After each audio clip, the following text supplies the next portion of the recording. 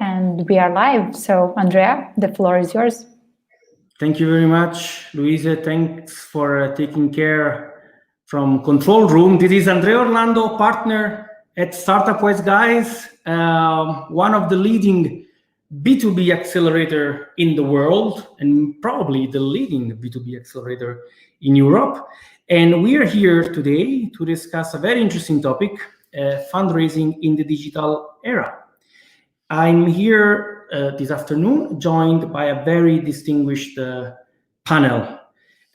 We have Antony Tikhonov, which is leading the European team at Seedrs, one of the most active crowdfunding platform in Europe. Thanks for being with us, Antony. Thanks, Andrea. Pleasure to be here. We have Kaidi Ruusalepp, originally from Estonia, from Funderbeam, one of the most active funding and trading platform in Europe. It's a pleasure to have you here, Kaidi. Good evening to all of you, and thank you, Andrea.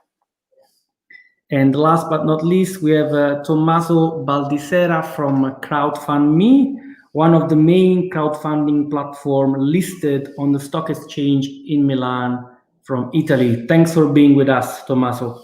Thank you, Andrea. Okay, so very hot topic. I will start with a very, very hot question that's for Antony. And of course, to all our people out there who are seeing us, you're very welcome to ask us questions through the comments, and I will see at the best of my ability to redirect them to our panelists. But back to my question to Antony. Antony, how do you see fundraising? What does it even mean, fundraising in the digital era? What's your take on that?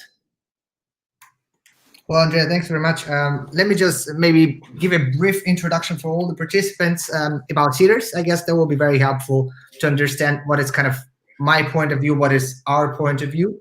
So basically, on the top level, Seedrs is one of the most active equity crowdfunding platforms in Europe now. But not only we are the equity crowdfunding platform, we are a full-scale equity marketplace now. So we are taking care of a lot of areas of equity fundraising. And obviously, that leads very perfectly directly to the question that Andrea has asked just now. Back in 2011, 2012, where actually Seedrs was founded, fundraising was not really digital that much. So basically, it was still face-to-face meetings, paperwork, and all that kind of stuff. And I think crowdfunding, as it is, and equity crowdfunding in particular, it's one of the, and all the speakers today in this panel are representing this kind of method of funding, so to say. This has been one of the innovations in the field of startup funding, and this has been one of the kind of ways to digitalize fundraising in particular. Because, so what it is now, it's basically for investors and for startups. You could run a campaign online, raise investment, close the investment with the team, also digitally usually, and then maybe only have to go when you always only have to go basically to the notary to sign, and all the process is online, is digital, which is pretty cool, I think. And of course, there is something that the recent experience of COVID has done to all of us, and especially to entrepreneurs trying to reach out to investors in this new world we all live in. And certainly platforms like yours must have helped a lot. And I wanted to ask to Kaidi, we call Thunderbeam a funding and trading platform. What does it exactly mean, right? And what are the features of a platform that claim to be a funding and trading platform? Yeah, thank you. Soon I will also talk a bit about Funderbeam and why we are also called not only the funding platform, but the trading platform. But I would add to Antony is that actually COVID has, in my mind, the COVID is not the initiator of the changes, it's the accelerator of the changes. I mean, like Startup Wise Guys is the accelerator of the great business ideas, and the same with COVID. And the digital fundraising and crowdfunding being part of it has been there before, but now due to the COVID, where everybody is locked and we can't travel and we can't meet face to face, but still there's a need to fund the companies and to raise. And I've been living last 2 years in Singapore, and especially the Asia region. What I understood is that this meeting the founders, and I've been talking to several VCs and a couple of VC friends I have myself there, and they said, you know what, we can't invest in companies anymore because we can't travel and we can't meet them. So for me, who's a founder, it's like bad for you, but we as founders, we need money and we need capital. So if you don't adjust with the new reality and being able to fund while meeting online and getting all the information online, then we as a founders go and get somebody else or some other sources. And this is where I see this digital funding is coming like spots or like a cherry on the cake, is that we will really tackle the problem is that the world is global, the world is connected. Why should founders spend the time on traveling and meeting and explaining and all of it instead of running the business where we have the technology and the connection? So it's like a perfect timing. But now coming to Funderbeam and share the screen, so you all see my screen now, right? And this is the Funderbeam. And why we are a bit different, and if I get it to the full screen, is that Funderbeam is not only enabling companies to raise the funds, but also all the investors to do the top-up funding. So there's so many moments where the angel investors have committed 300,000, but 200,000 is missing. In VC has committing 3 million, but the million is missing.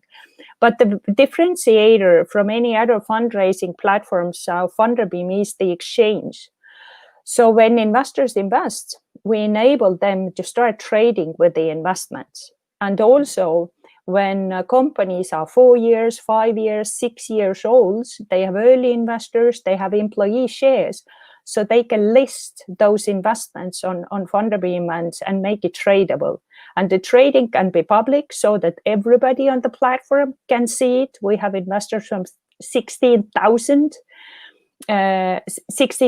investors from 132 countries, but it can be also the private, so that only the existing shareholders and the employees can buy and sell. And due to this activity in the markets place, we also generate the data. So we'd like to say, imagine if AngelList, Nasdaq, and Bloomberg had a baby, it would be called Funderbeam. So that's the differentiator. You get in, but how do you get out? And this is what we do. Fantastic. I love where technology is bringing us. You start from a concept of crowdfunding, and then you get to building a secondary market and trading, and you build layers on top of basic concepts. So fantastic achievement, Funderbeam. I want to touch upon something that Kaidi mentioned when she said, we're building a solution for those entrepreneurs who cannot travel, right?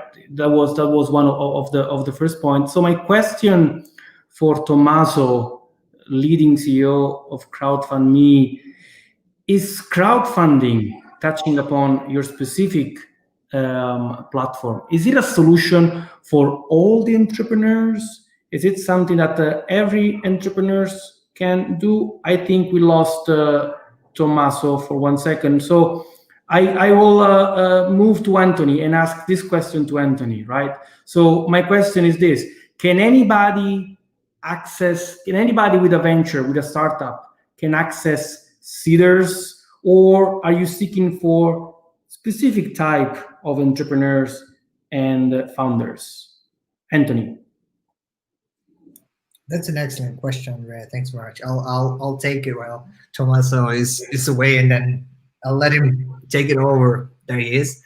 Let me just maybe give kind of the brief introduction now into the topic. I think there will be a lot of similarities across the platforms because the top level, the biggest difference, or the biggest similarity between all of our platforms is that we are doing equity crowdfunding.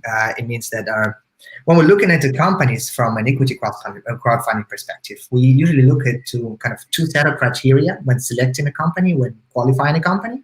That will be one group of criteria will be investment criteria. So those would be the criteria that a typical investor would look in a company, meaning the traction, the team, all this 3 T's, 5 T's, whatever you want to call them. So the typical, basically, investment criteria, is this business going to bring returns to the investors? This is one of the group of criteria we would look at when selecting companies.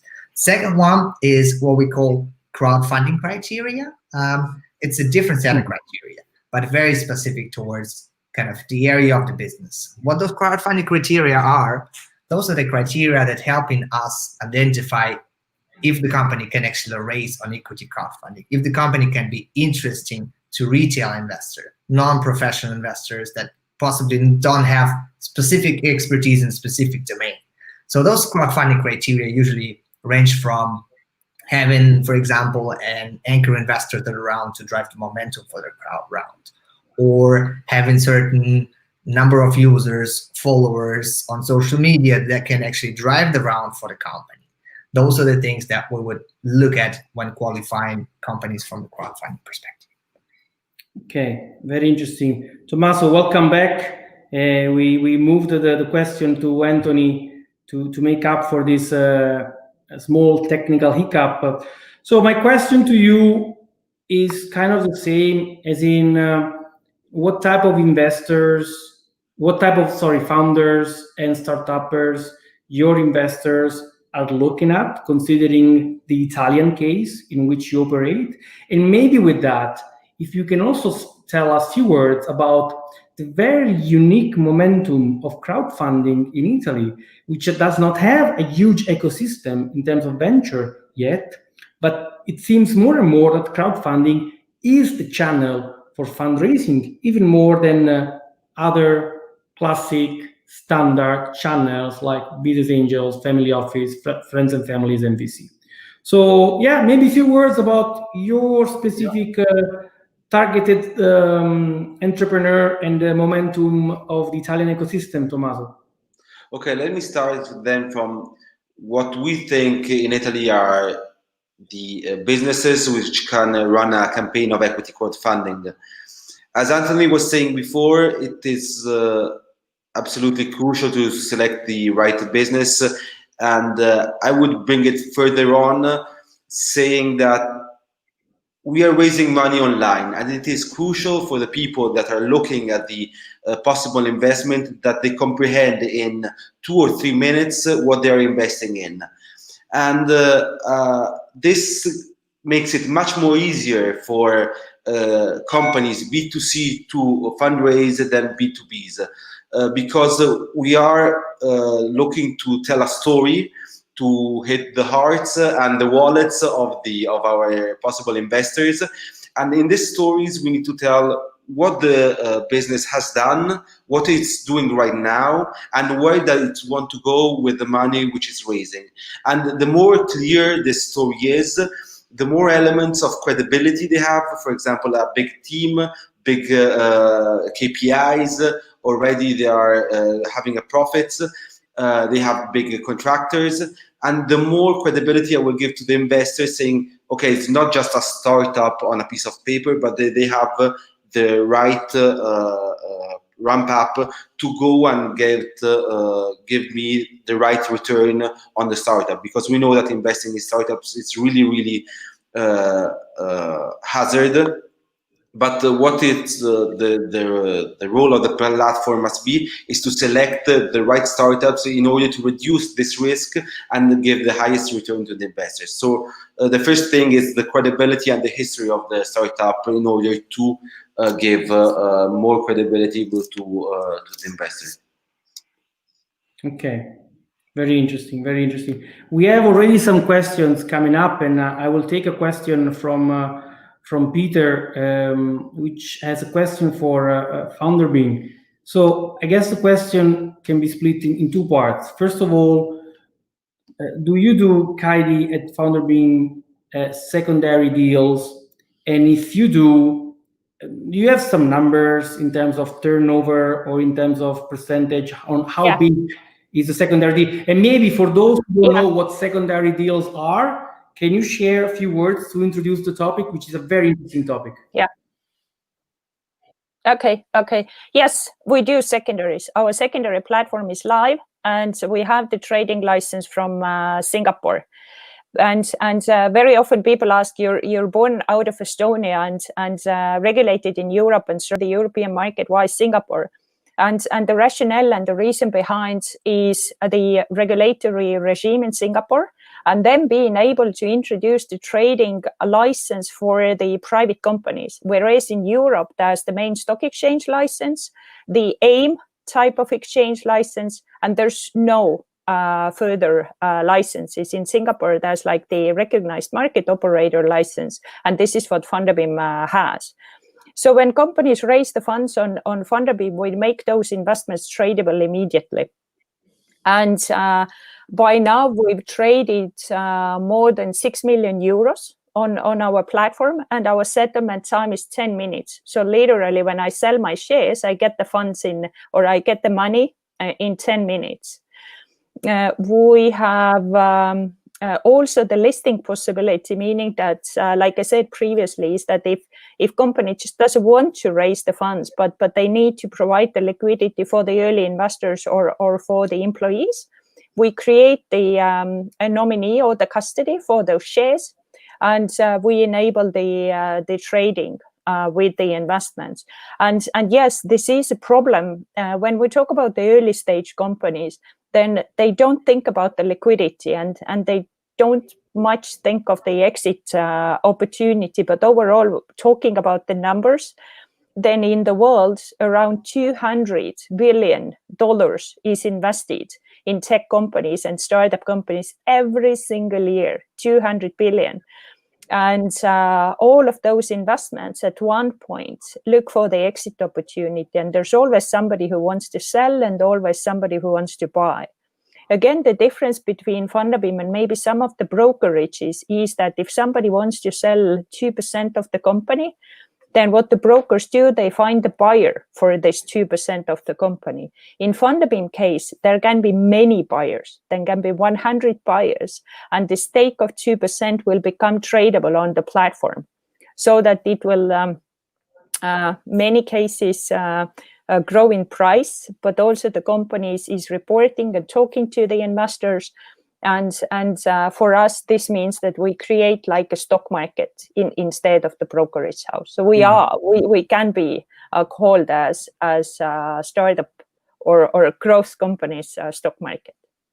A very interesting journey, the one from Funderbeam. Going back a little bit on the founder and the entrepreneur side, I would like to understand what can be the mistakes that can be avoided, when approaching a crowdfunding platform or when approaching through a crowdfunding platform investors. So maybe Antony, can you share with us, if I was a founder that would like to fundraise through your platform, which mistakes I should avoid, and which advice would you give me? That's a very interesting take on the question, Andrea. Thanks for that. So I had quite a lot of things I wanted to add before to the secondary market, because we also do quite a lot of work on the secondary stuff, but I'll leave it maybe for later, and I'll answer this question because I think it's an excellent question. And every founder should ask this kind of question before kind of either approaching any of our platforms or basically before thinking about doing an equity crowdfunding raise. So one of the biggest misconceptions that I hear from the founders is that the work will be done for them when they are raising on equity crowdfunding. Quite a few founders think that they will just come, kind of do something a little bit, invest a few resources, and the campaign will happen, the money will flow in, everything will be done for them. So, which is absolutely not the case. So now, based on 1,200 successful rounds that we have had. We have funded 1,200 companies. So we've looked, one of the top criteria for success is the involvement of lead entrepreneur and the team into the process. How much are they hustling, pretty much, if I put it in this way? Are they really pushing it to their network? Are they really sticking on top of their campaign? Are they staying on top of the communication with every investor when the campaign is running? Are they really engaged? This is the #1 top criteria for really that differentiates maybe average campaigns to very, very successful campaigns. And this is one of the biggest mistakes, is to really expect that everything will be done for you. It's not going to be a walk in the park. If you want to have a successful crowdfunding round, you need to put the work in. But I think the work pays off definitely, not only in the capital, but also in quite a lot of things that founders, that the team gets out of having a successful crowdfunding round. And I would like to... Yes, please, Kaidi, please. If I may also add, I would have said exactly the same thing, is that when companies come to the online funding platforms, for them it's like they expect that the funds will be collected by somebody. And I would draw a parallel with IPO process, because when raising a publicly, it doesn't matter. Is it the crowdfunding platforms, or is it the stock market? It's sort of the same, engaging hundreds of investors. And in the main markets, there's this thing called roadshow and book building. Is whom do you present? How do you present? There's always top management engaged. They explain the story, they explain the vision, they explain everything. And the second thing is, what I think what the founders don't do very often is that they don't kind of value enough the marketing opportunity of raising funds online. Once you put your company there, it's not just about raising the capital, but it's also about talking about the company, talking about the product, talking about the next steps, talking about the story. It's spreading the word. And when you do it well, not only you get the capital, but you also, as a founder, you get the potential customers, and that has been the consequences of also companies raising on Funderbeam. They opened up the new markets, but it all starts exactly what Antony said, is that put the effort in and don't just wait aggressively for the funds coming. Thank you, Kaidi. Tommaso, you've been on the market for some time, and you must have provided funds for all sorts of companies: digital, old economy, holding. What has changed through the years, right? So can you tell us a little bit, if crowdfunding was a movie in front of your eyes, how has the movie changed through time, right? You've been in the front row, of course, you had a very privileged view. Okay, I think luckily for the job we are doing, we see all sorts of companies being funded. So from the restaurant to the holding to the delivery to the biotech. But what I think drastically has changed is how people are looking now, equity crowdfunding versus traditional finance. Today, it's very, very important to diversify your portfolio from an investment point of view, and people are looking themselves around in order to find other sorts of investments. And investing in non-liquid financial assets, it's being very strong with private equities and general banking, but it's also getting very strong also with startups and scale-ups. I mean, if today I invest 1,000 euros in a startup, okay, maybe 99% I will lose money, but I have also a big possibility of gaining a lot of money if the portal did a good selection of the startup and if I diversified my portfolio. Therefore, I think the attitude towards crowdfunding has changed generally because people are getting better educated, and also they're maybe not as satisfied as they were once with traditional finance, making equity crowdfunding an opportunity to invest where before they couldn't, because let's remember, especially in Italy since 2014, people that did not were in groups of business angels or venture capital could not invest in, or did not know how to invest in startups and small SMEs. With equity crowdfunding, we basically are giving everybody the opportunity to invest in young companies, which could potentially become unicorns or camels, as they say today. Very interesting. Very interesting. Let's move on. Can I add? Please, by all means. Yeah, that's amazing points. I absolutely agree with Tommaso 100%. And we also have seen really throughout these years, as obviously Seedrs has been on the market for quite some time. The company has been founded in 2011 and got regulated in 2012, basically. So we see kind of maybe 3 levels of change in perception. The first big change in perception is on the institutional investor level. I assume my colleagues from other platforms will also agree, because I think maybe about 5 years ago, when equity crowdfunding was still new, a lot of VCs, professional institutional investors would say, hey, crowdfunding, what is that? Don't go there, so to say. We advise their portfolio companies not to do crowdfund, for example. This has drastically changed now. A lot of venture capitals, they understand, okay, the rounds are structured well. There is one investor entering the cap table. All the legals are taken care of. And we see that now we are getting quite a lot of introductions from VCs, for example, that are introducing their portfolio companies to us, saying, hey, they want to do a top up on the round. They want to raise part of the round. So this perception has changed a lot.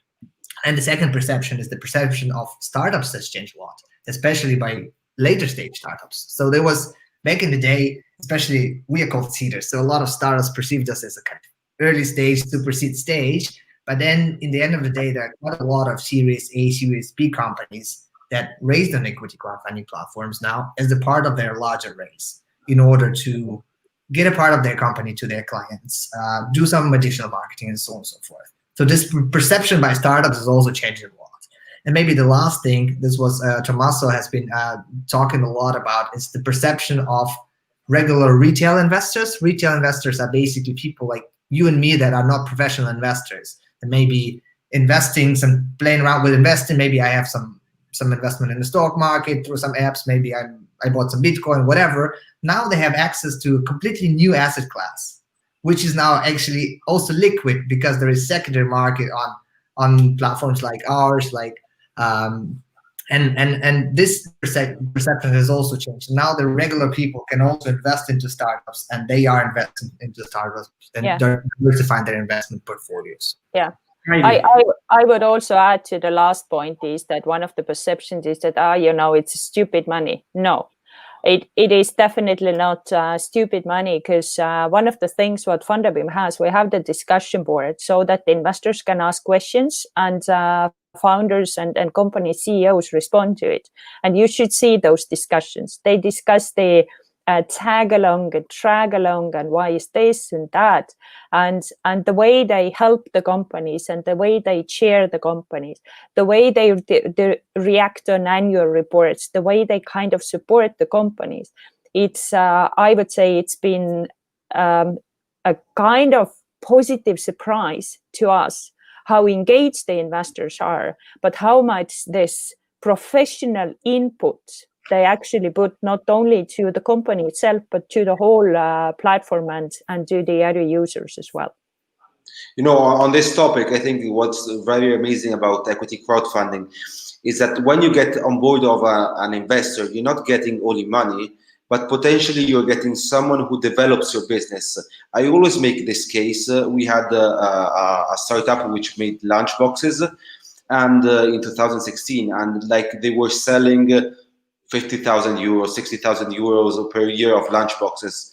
Then this investor came in and he invested 10,000 euros, but more than that, he was one of the biggest Italian exporters to Asia, Far East Asia, and they managed to triplicate their incomes with just one investor who did an order just to make some tests within China, Taiwan, Singapore. And so when you say that it's smart money because you're bringing inside people which can actually help and develop the business the business, or bring inside some knowledge, for example, lawyers or accountants, which maybe could have costed you far more if you went by normal professionals? So it's not stupid money. It's not easy money. Let's say I am a founder and my venture has some traction, and now I have to choose between going to a digital platform, whether we call it trading, crowdfunding platform, one of your platform, or doing my little roadshow through family offices and business angels. Sell it to me. Why would I go to a digital platform? What are some of the advantages that you can offer that traditional channels cannot offer? I guess this is a question some of our founders which are with us today are very interested in. Any of you would like to kick this in? I'm happy to do that, if nobody wants to. Look, this is also a great question, I think, because this is the question, I think, out of the probably top 3, the most asked question from the founders to ourselves, my team in particular here in Europe, and our UK team is, why raise on Seedrs if we can go raise from any other investors? The way we tend to answer it is that, why should you want to be choosing? Why is the question framed the way either or? Because if you look at most of the fundraisers that we had, I gave you stats on the number of rounds that we had. Most of the fundraisers that we had on Seedrs, it's more than 1,200 fundraisers. There is institutional capital already in the round. There is a business angel syndicate already in the round, leading the round. So the founders that come to us, they're not choosing between this VC investor or equity crowdfunding platform. They say, hey, we are smart. We'll take the best out of the 2 worlds. We'll take the network and the expertise and domain experience of the VC that is investing, maybe 70% of the round. But we'll also take the marketing and customer acquisition possibilities that are there with the crowd. We also have a chance to maybe put ourselves in front of many people that can give us additional value in terms of open up their personal networks to us, giving us feedback, everything what Kaidi was talking about just before. So it's really not about choosing either or. It's pretty much, look, I can combine this 2 in the same round. I can get the benefits of that and that in the same round. So that's our opinion on how this should be approached. Kaidi? Yes, exactly the same points is that we are not either. We are together with somebody. If the same as in Seedrs, if we look at the Funderbeam fundraising, we always ask company for the pre-commitment before they ever will be accepted on the platform. And if there's a pre-commitment, meaning our round is already a top-up round. So it's a combination of this professional angel investors, and this is mainly what they do, invest in startup companies or the VC top-up rounds. The other thing what is very much about the digital fundraising is the marketing. It's about what I told previously. It's not about only raising the money, it's about raising the awareness. It's about introducing the company and also building up the trust that the founders know what they do, the leadership is knowing what they do and where the business is going. But for every single founder, I would also say that fundraising is not the goal itself, and it should not be the full focus of the founders. Fundraising is a tool. Fundraising is a tool, and engaging with investors is a tool. How do you get the best to your vision and execution of the vision? And the same way as founders choose between the Slack or the other channels, or is it the one of the Salesforce, or is it the other, or do we have the Zoom call, or do we have the Hangouts call? The same is with the fundraising, and every single founder should pick the best tool on the way they should fundraise. And maybe some super, like in our platform, it's very difficult to fundraise for the medical industry companies or this because it's our investors don't know enough about this industry. So this means that the founders that come from medtech industry, they have to find the other tools. So think about fundraising as a tool and pick the best ways and combine, be smart and combine. Tommaso? You know, in Italy, I wish we had the tradition of UK and Estonia, but actually, as numbers say it, we're quite behind. I guess with the numbers of the market, we're quite 4 years behind in respect surely to UK, probably also to Estonia. Today, the venture capital model in Italy and also the business angel model in Italy is not as developed and as in other parts of Europe. I mean, Greece has a better investment euros per capita in startups and SMEs with respect to Italy. And this is a big problem. Therefore, for us, equity crowdfunding, I would love to say it's complementary, but it's substitutional because we do not have the right amount of money to fund all the startups we need.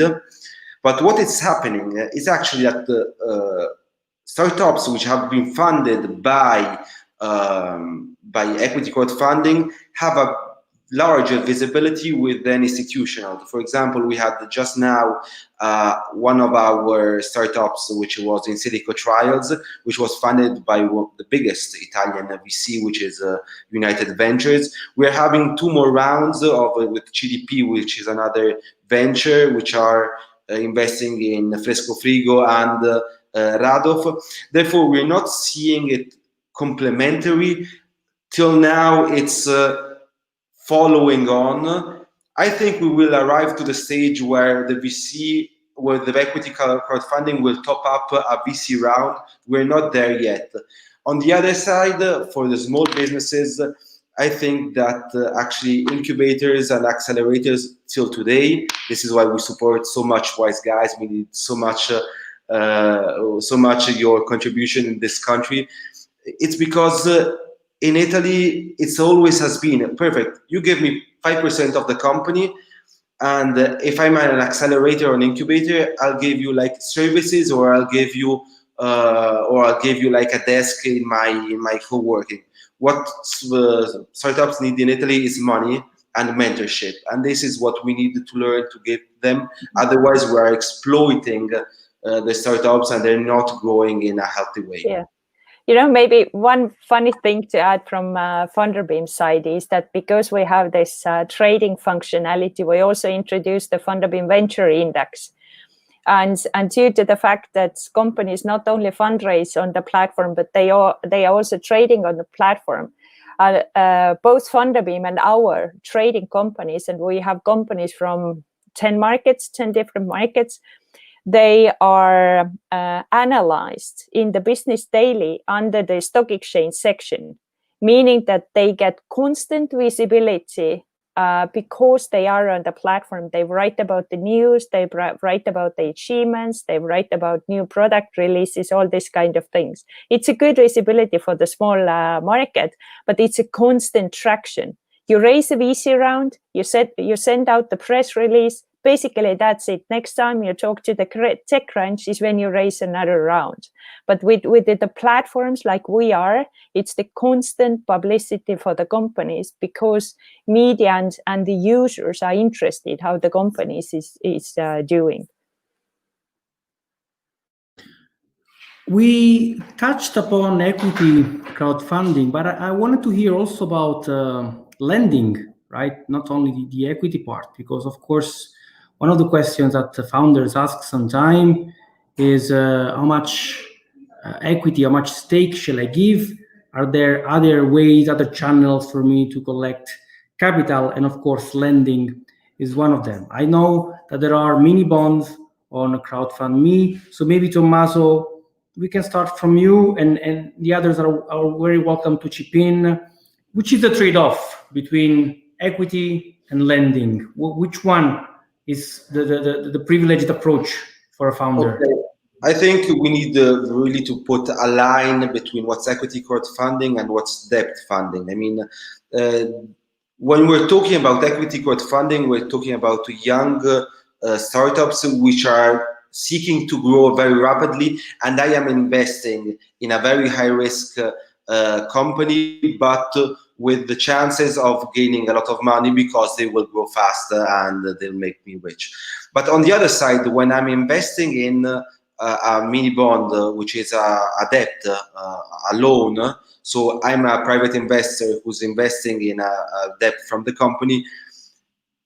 For me to ask for the debt to the investor, I need to be quite a big company. I mean, respect to the startup, with at least 5-6 millions of profits of ricavi, aiutami,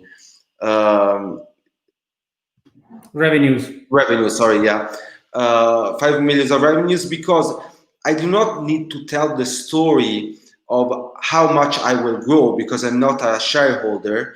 But I will need to tell the story of how will I be able to repay the debt with the interests. So in order to do that, I will need to have 10 history balance sheet saying that I've been always a good company in paying my debts. And it can be also that in the last 10 years, I always had the same revenues, never grew, but always been healthy with an EBITDA, positive EBITDA, and repaying the debt. So it's completely a different game, I would say, for startups and companies which are seeking to grow very rapidly, to go on the equity side. Once they've grown and once they have big profits, revenue, then you can talk about the debt. But a startup going on the mini bond side, it's not healthy, and it's also very risky for the investor. Very interesting insight. Antony. Yeah, but definitely, I agree with all the points, absolutely, Tommaso. So basically, there's the different types of companies that not only qualify, but for them it makes sense to go to crowd lending. That's what Tommaso was talking about, and equity crowdfunding. But there's also different types of investors that are there. There's people that are either, maybe in some cases there is an overlap. There are people that are creating a portfolio which has diversified risk profile, because investing into debt is obviously lending your money. There's less risk that the money is not going to return, so to say, but the upside potential is also smaller. Whereas on equity crowdfunding or on equity funding generally, the risk return profile is very, very different. So the people that are investing there, they are expecting, they know that the risk is high, but the return can be also very high. So this is also very different type of investors that you seek in there. So it's kind of a little bit different side of what Tomas has mentioned. Yes, I would also add that there are different markets based on the taxation regulation.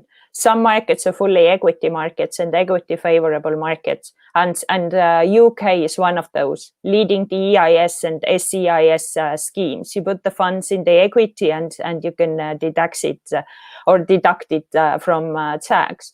Some markets, Germany seems to be also the debt and the bond favored market, and we learned from Singapore that also Asia is very much into the debt instruments. So also it comes to the companies where you're coming from and which investors you approach, and definitely early stage investors.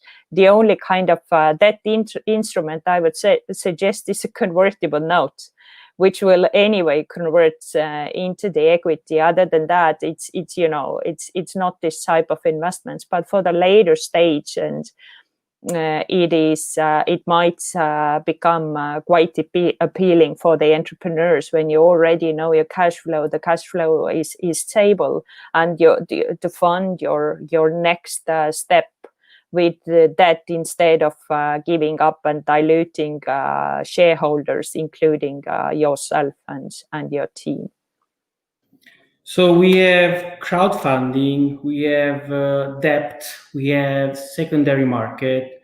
This is getting more and more complicated, and obviously it's getting more and more regulated. And I would like to ask, of course, we have three markets here, Italy, Estonia, and UK. Obviously, a pan-European market is the one you're serving, but maybe the regulatory frame is different. what are the expectations in terms of support from the regulatory frame? Is it a limit? Is it helping creating transparency? Do you see the necessary support from the regulator in doing your job? Maybe we can start from Antony, and then the rest can chip in. Sure. So basically, for you to understand, we operate pan-European. So we are operating under the FCA license as the Financial Conduct Authority of the UK, but we can basically finance the companies that are outside of the UK, which we have done for 22 different countries so far. So we have funded startups from 22 different European countries. And obviously, we have been the first regulated equity crowdfunding platform in Europe and in the UK. It has happened in 2012. And generally speaking, I think this is something that Tommaso has touched upon really briefly before, is that UK is quite forward-looking. UK generally is an equity crowdfunding market. Acceptance of people, of investors, of startups, and also by the regulators is quite far behind compared to quite a few European markets, fortunately for Seedrs' position. That's why we have quite a few stronger players in the UK that are kind of pretty much dominating now the whole European market. And this has been really helping us a lot in the way we are expanding into all the countries, so to say. So generally, we are quite lucky to be from the UK and in the UK based on the kind of the regulation that we have from the FCA. Thank you. Yeah, yes. Yes, it's supposed to be that we have one European Union, one European directive, and all the member states just accept and implement those directives. Unfortunately, it's not so. So basically, we still have 27 different countries with 27 different regulations. And the first where everything starts is the limit of the fundraise. In some countries, it's 5 million, it's 2.5 million. In some countries, it's 100,000, which is like insane. And the market is simply developing so fast. And when we look at the latest A rounds done in Silicon Valley, I mean, like early this year, there was an A round worth of $100 million. And the funding platforms where we really know the investors, where we collect the funds, we take care of the legal, we take care of the reporting, we can raise only 2.5 million. So that is something that definitely needs to change. And I understand this is where the European Union is also working. But working with the regulators, at least from our experience, has been quite... maybe positive is the right word, or even forward-looking, is that they always ask, what do you think? What have you done? What would you do differently? What would you want?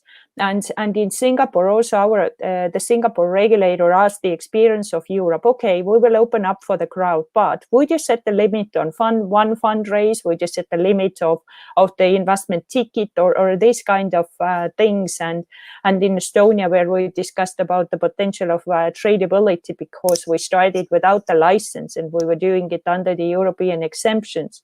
So regulators are very well aware of the changes in the markets, the changes in the trends, the collaboration between the marketplaces, and there is not just one country, but a connection between the countries. And I think Antony also said that being regulated, it actually helps. And it helps the platforms like we are, because it's the trust, and especially when we talk to the institutional investors, and we've seen now that we started to engage with brokers, they say, you're too little regulated. So instead of saying, oh, cool, we come to a platform, they kind of say, maybe we see more regulation. So that's this, we as platform operators have to find this fine balance between making founders comfortable, but also serving the need and the comfort level of investors. I love this strategic conversation when we are 30,000 feet and we talk about regulation, strategy, vision into the future. Personally, it's a very interesting topic. I would like to go a little bit more operational now for the last 10 minutes, because I know there are entrepreneurs, startuppers who are watching us, who have some very operational questions. And I will try to phrase it like this. Let's say I am a startup and I want to fundraise with you. Let's say my minimum target is 500,000 euros. So I have two questions. How much commitment or pre-commitment do I have to bring for me to be very likely to succeed? And how much marketing do I have to do on my own before the campaign starts? You know, in other words, is there marketing done by the startup and marketing done by the platform? And what is the deal in terms of pre-commitment? So I would like to start with Tommaso, and then maybe also hear the thoughts from Kaidi and Antony. Okay. It's obvious that the pre-commitment helps, but it's not the key driver. I mean, I think from our experience, the getting off from the initial zero, it's the most difficult part of the campaign. And then once you arrive to 100%, the overfunding, it just blasts off. Okay, but we've seen lots of campaigns just blasting and gathering money without pre-commitment. For us, one on all, it's Arco FCI, which did the fuel cells, hydrogen fuel cells for cars, and like they had this very big deal with Toyota, and they got like 1 million in 2 weeks. What we define, what makes the company go or not, if it's sexy. I mean, sexy is the right word and everything, because if we find a company which has, it's right in the market and it's like the time of the market. I mean, hydrogen cells or however, batteries for cars and everything, today is the moment. And if it's like technologically super advanced, it's another key important thing. And then if you have also like a very cool business partner, everything makes this sexy for a startup, and the investors like they feel it and they want to invest in it. So pre-commitment is important, but like in this case, it was not necessary. But then we have on the other side, we like receive companies with 100% pre-commitment, and they will not how you say it?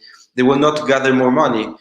Gain more money. This is because I believe that the most important thing is the business itself. Then you can help it with the marketing, you can help it with the pre-commitment, you can help it in many ways. But if the team, if the story you're telling, if the project is credible, then it will gather money, it will raise money, sorry. If it's not, you can give it all the help you want, but it will not get €1. And this is something like, it's nothing scientific, but you arrive at a certain point of the campaign and saying, you know, yeah, maybe they did not consider something, they did not consider anything. Obviously, if you want to do a campaign and we launch it, we think that it has all the elements to do a successful campaign. But I know it's a hard job, and sometimes we not gonna get it wrong. Most of the times we get it right. But I mean, it's a bet. And on the marketing side, that's quite funny what happened to us. It is essential that you have do the marketing with a platform. Like a brief story, we were doing the marketing for a startup of ours, and we discovered after 7 days that we were actually fighting on Google for the same words. So like a word that would cost €5 started to cost €20. And so we did some more study, and we were fighting against our startup with which we were raising money. So it is very important also for the startup to do marketing, but there needs to be communication with the portal so that 1 + 1 = 3 and not 2. Otherwise, it's a mess. Kaidi? I'll take it over. Yeah, in our case, 500,000. We would like to see 100,000 commitment, and the commitment is the validator of the company and the interest from the investors. because we want the company feel safe, and we also want the way we present it to the company, to the investors, is it obviously goes through our investment committee or evaluation committee, and when the committee approves it, the campaign will be open. But we always open the campaign first privately, to raise also the interest on the private round, meaning that we present it to the most active investors on the platform before we open the public round. And in case the company doesn't find the interest in the private round, then we discuss with the company, should we proceed the public or not. So we always play safe. And also with the company, maybe our platform is not the best source for them for the funding. And on the marketing side, we always do the common marketing plan with the company. We have a marketing team and agree with the company who is doing what, when, what are the channel, who are the groups, because we have the electric bicycle, and then we have the smart city bench. Kind of seems similar, but nevertheless the users and the investors use the different channels. So what are the channels, what are the messages? We always do the investor meetup with the company or the webinar nowadays to meet the investors, but we agree on who is doing what and what is the common marketing plan. Company can start doing some pre-marketing, like some of the companies says, hey, we're soon going to fundraise and would you be interested? Please send me an email, blah, blah, blah, these kind of things. But pre-marketing, I mean, doesn't help a lot, because we live in this attention century or attention decade, and you have to fight for the attention when it's the right time. And Antony, in your case, is it 20% pre-commitment enough, like for Funderbeam? If we have time, I'll just elaborate quickly. In our case, it really depends. The answer is depending on the stage of the company, if it's early stage, later stage, what kind of company it is, what kind of user base it is, what does it want to achieve with its raise. But the number that we have come up, which is not hard or soft criteria, but we analyzed all our successful campaigns. It was 1,200 plus and 200 unsuccessful. All of them, we looked at what did they have and what is the difference between successful and not successful. We saw that all the successful ones had at least 35% in the bucket in the beginning of the race. So this is not something we're using to cut off the companies, but this is something that we have identified in big data, so to say, is one of the success criteria across all the campaigns. Fantastic. So unfortunately, our time is up. I would like to thank also all of those who were listening and connecting through YouTube and Facebook to listen to this very fine panel. So many things we discussed. Best of luck to all the founders and the startuppers out there who are about to onboard the fundraising journey. Now you have 3 important reference points. Right? Now you know a little bit more about CrowdFundMe, Funderbeam, Seedrs, Estonia, UK, Italian, pan-European operators. Thanks a lot also to our Luise control room who was watching over us. This is it from me. This is Andrea Orlando from Startup Wise Guys. Stay with us. See you at the next one. Thank you. Thank you. Bye, thanks. Bye, guys. Bye-bye.